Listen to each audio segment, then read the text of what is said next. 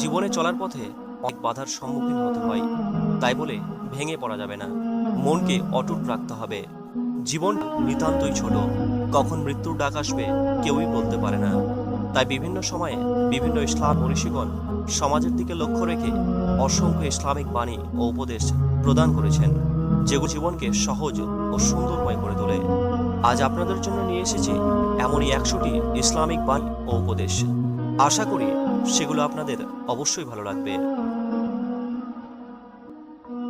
সেই ব্যক্তি অভিশপ্ত যে মরে যায়, কিন্তু তার খারাপ কাজগুলো পৃথিবীতে রয়ে যায়।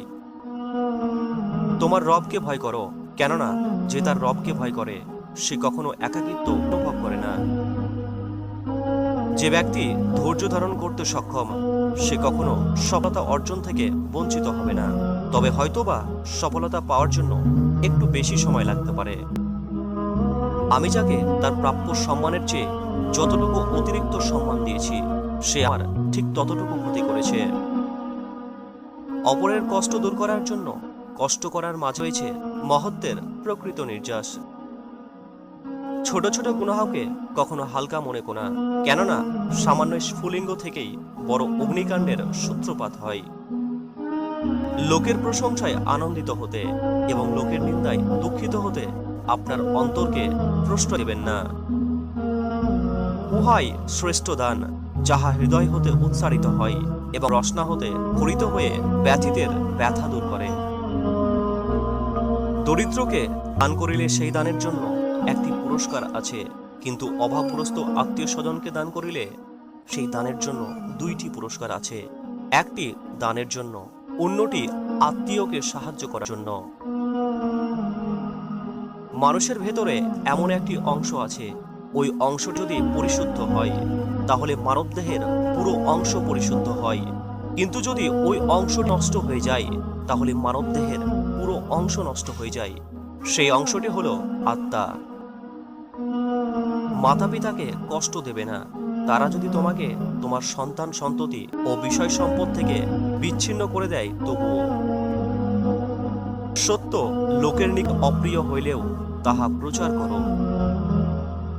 সত্যবাদীরা সুকর্মের পথ দেখায়, আর সুকর্ম বেহেশতের পথ দেখায়। জুলুম ও অত্যাচারী লোক কিয়ামতের দিন অন্ধ হইয়া উঠিবে। ধনী হওয়া ধনের ওপর নির্ভর করে না, নির্ভর করে মনের তৃপ্তির ওপর। ধনের যদি সদ্ব্যবহার করা হয় তবে ইহা সুখের কারণ, এবং সদুপায়ে ধন বৃদ্ধি করতে সকলেই বৈধভাবে চেষ্টা করতে পারে। সালাত জান্নাতের চাবি। রোজা মানুষকে আখিরাতমুখী করে। রোজার পুরস্কার আল্লাহ নিজ হাতে প্রদান করবেন। রমজান গুনাহমোচনের অন্যতম মাধ্যম। রমজানের শেষ রাতে সকল উম্মতকে মাফ করা হয়। ইফতার পর্যন্ত রোজাদারের জন্য ফেরেশতারা দোয়া করেন।